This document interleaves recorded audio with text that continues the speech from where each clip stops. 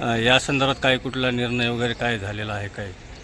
अतिशय ते तसं पाहायला गेलं तर दुर्दैवी घटना आहे, पण ज्या ठिकाणी ही घटना घडलेली आहे, जे अधिकारी दोषी आहेत त्यांच्यावर कारवाई केली जाईल आणि संबंधित ठिकाणी जे काही मंदिर असेल किंवा झेंडा असेल ते सुद्धा पूर्ववत तिथं कसा नियमाप्रमाणे देता येईल याची सुद्धा दक्षता घेऊन लवकरात मूर्ती असेल किंवा झेंडा असेल ते तिथं लावला जाईल.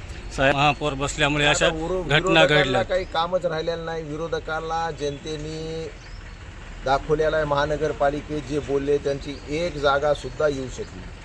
मी निवडणुकीच्या पूर्वीसुद्धा बोललो होतो की हे जे बोलतायत त्यांची एक जागा जरी आली तर मी राजीनामा देईन.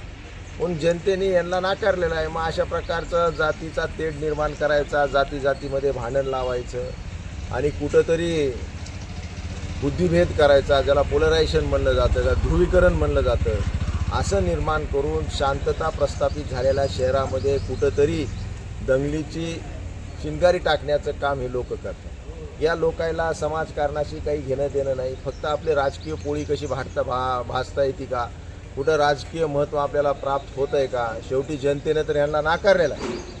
पण अशी कुठली जर घटना नसलेली सुद्धा घडवायची आणि त्या माध्यमातून राजकीय भांडवल तयार करून लोकाला वेठीस धरण्याचं काम हे लोक करतात. आता परभणी शहरामध्ये एवढे मंदिर आहेत, सगळे मंदिर असतील, मस्जिद असतील, गुरुद्वारा असतील किंवा सगळ्या जाती धर्माच्या ज्या काही जागा असतील ती जागा सुरक्षित आहेत. भविष्यामध्ये सुद्धा सुरक्षेच्या दृष्टिकोनातून अजून उपाय केले जातील.